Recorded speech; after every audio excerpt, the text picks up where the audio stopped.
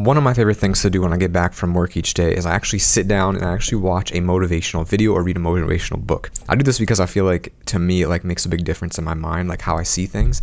Like it helps me just get my mind in the right place. And so today, what I want to do is try to make one of those videos for you. And in the background, I'm just going to have one of my all-time favorite games playing, which is called Slay the Spire. Really cool card game. It's very fun, so I hope you guys enjoy it. But today I want to talk about some very, very, very cool stuff.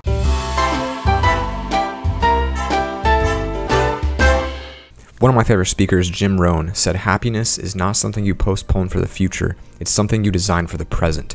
And I think that is one of the most powerful things that you could ever say to someone, because for me, I spent the last 3 to 4 years of my life not happy. Well, I wouldn't say 3 to 4 years, but I spent a good portion of my life not happy.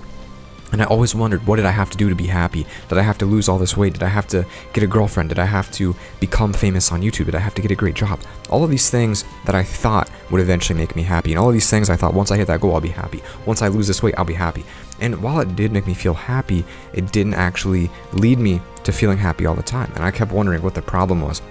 And I love this quote so much because it's telling you that happiness is something you design for right now. Happiness is not something you say, I'll be happy when I hit that goal. Happiness is something you do right now. Now, when you hit that goal, you're grateful, right? Being grateful is the opposite of being depressed. So if you're ever depressed, start feeling grateful and you'll be fixed. But being happy, that's something you feel right now. That's not something you feel in the future. That's something that you literally feel right now. And so it's important to design your happiness so that you're experiencing it today. Like, do things that make you happy today, and don't set goals that hold your happiness hostage. If you're fat, which a lot of you probably are, I say this a lot because I know you are because you've told me, don't say, I'll be happy when I'm fat or when I'm skinny. You can be happy right now, and you can make losing that weight a goal of yours, but you can't postpone your happiness. You can't let your happiness be held hostage by future goals, and that is so important in your life, and it's so important to enjoy your life, because when you realize how short your life is and how little time you have left, you realize that you don't have time to wait. You don't have 5 years to wait to feel happy. You can feel happy with where you are, and in my opinion, as long as you are working to fix those things about yourself, as long as you are doing your absolute best every single day to fix those things, then you're not going to have a problem being happy. If you believe that, if you tell yourself, I am doing everything in my ability to step it up and to be happy, then you're going to be able to feel happy. Just don't put it in the future. Don't hold it off. Allow yourself to feel that happiness now, even if that means you're going to have to let some things go. You're going to have to maybe not be as perfect as you want to be, and that's okay. As long as you are working towards the you that you want to be, allow yourself to be happy. And as Aristotle said, it is during our darkest moments that we must focus to see the light. And this is one of my all-time favorite quotes, because when you are in those dark places, when you are in those moments where you feel like you have nothing left and you feel like you just can't do anything else, those are the moments that build you into the person that you eventually become. And really, there's a saying, and it says, never waste a good catastrophe, never waste a good, never waste a good catastrophe. That's the saying. So when something in your life goes horribly wrong, it's gonna suck, and you're gonna feel that it sucks, and you're gonna be like, oh my gosh, this is the worst thing ever. But deep down in your mind, you have to remind yourself, as far back as you can reach, remind yourself that this is the most powerful growing moment that you can get behind. Now, for me, I have these moments all the time. Like, I mean, I think we all do. Like, we'll have something that happens and it just takes you to a dark place for a little bit in your mind. You're like, oh my gosh, I messed up, whatever, something bad happened. But you remind yourself every single time, you're going to make mistakes, and you're going to make a lot of mistakes for the rest of your life. But as long as you look at mistakes correctly, and you look at your mistakes as what they are, they're learning opportunities, and you look at your life as a way to continuously improve every single day whenever you make these mistakes and try not to make them again, you're going to realize that these dark moments are the moments that are going to turn you into someone amazing. No one really became successful by ignoring these dark times. No one became successful by luck or by not having bad moments. Like, everyone had to overcome struggles. Everyone had to overcome difficult things like this. And so it's so important to be able to recognize that in your life. And the earlier you recognize it, the better. Because, I mean, freaking as a middle school and high school kid, I thought my life was over when, the girl I liked found out I liked her. That my life was over. I was done. I'm dropping out of middle school. I'm living on the streets. That's it. And then as you get older, you realize, okay, really, that doesn't matter. And then your high school crush finds out. You're like, oh, whatever, she rejected me. Then it sucks. Your life's over again. And then you get older and you're like, oh, that doesn't really matter. And so as you go into this with the right mindset, you can come out of it with a better mindset. So now if you're talking to a girl, I use this example a lot because I know 95% of you are male. This is probably a problem you guys have. You walk up to a girl, you get rejected. You're like, okay, cool. And then you move on. And you're not sitting there and you're not like, dang, I'm about to drop out of school because this girl finds out I like her, And so those moments that happen to you that you mess up in are so freaking powerful. And to me, in my opinion, these are the moments that really separate people. Like, there are people that make mistakes and they say, you know, I made this mistake, my life sucks, you know. Or I made this mistake and I'm going to dwell on it in my sleep right before bed, you know. I'm going to lay there, I'm about to fall asleep, and I'm going to be like, oh man, remember that time I did something embarrassing? That was the worst. Instead, what you need to do is look at that moment and be like, wow, I did something really stupid, but you know what? That's okay because I recognize it now and I'm not going to do it again. And so look at your life like Toyota looked at his company. You guys have all heard of Toyotas, and I really hope I'm getting this right. It could be a different car company. Toyota car is based on the notion of continuous improvement, where every little mistake that they found in their manufacturing process, they fixed. Oh, this process, 1 in 100 cars ends up getting a broken door because we built it wrong. Let's fix that. Oh, this process takes an extra 10 seconds. If we do it this way, it'll save time. Let's do that. And over the years and years, you have thousands of these little fixes called continuous improvement.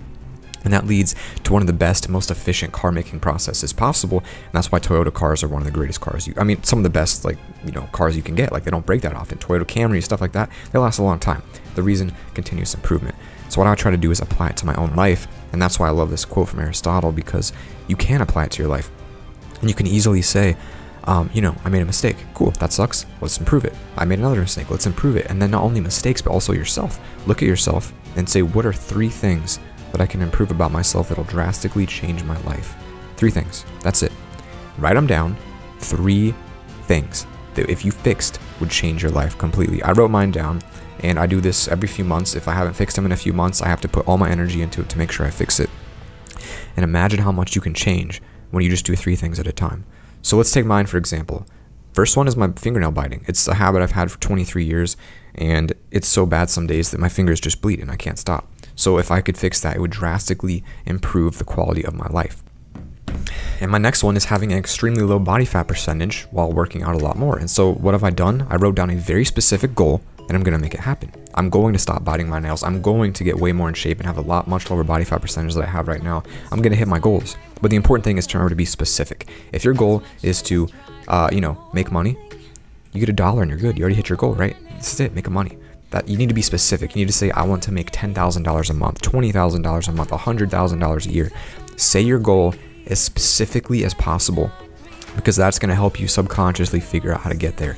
And as long as you look at that goal every single day, you're going to be in this continuous improvement progress like I do, and you're going to start improving yourself, right? That's how I went from this big fat chubby loser kid to a pretty in shape dude with 100,000 nearly subscribers on YouTube, a huge job. I'm an engineer. Like, my life's great right now. And it's because I'm always improving my life every single day. And I know there are many of you out there that need to hear this. And so I hope this helps you guys. But just remember that if you change your thoughts, it's going to change your entire world. Is as good as your thoughts. All right? If you beat yourself up every day, if that voice inside your head tells you that you're worthless, it tells you that you can't do something, it tells you that you're not going to make it, it tells you that you have no chance, you're taking yourself out of the game before it's even started. So you got to overcome that voice, and that's something very challenging, and something people don't even recognize is there. Because here's what's interesting. Human beings are the only creature in the world that makes a little miniature avatar of themselves in their brain, and then watches it go through scenarios, and then watches it fail hundreds and hundreds of times. Like, I mean, literally think about it. Like, have you guys ever been driving, and suddenly you just think, what if I jumped out of the car right now? I would die. Or you're sitting on like a tall building, and you're like overlooking the city or a cliff or something, and you're like, I could jump off this cliff right now and kill myself. I could do it. Or maybe you're like sitting there like you're petting a dog and you're like, the dog could eat my face. Like, you think about it and you like picture it in your head. I know you do it, and it's really weird. And humans do that. Like, humans literally make avatars in their brains and then project them failing. So what you need to start doing is projecting them succeeding. So instead of picturing yourself jumping off a cliff, which is something we've all done, picture yourself working out and getting super into shape, and picture yourself looking really good, and picture yourself succeeding. And that is what's going to make the biggest difference. So guys, this is my first attempt at a video like this. I know it was probably not the greatest, but please let me know what you think. What part of this video got to you? What part of this video is going to help you make a change? But more importantly, if you've watched this, that tells me that you probably want to make some changes. So what I want you guys to do, leave a comment. What are your 3 things? Guys, thank you so much for watching. Don't forget to spread the love, and I'll see you all tomorrow.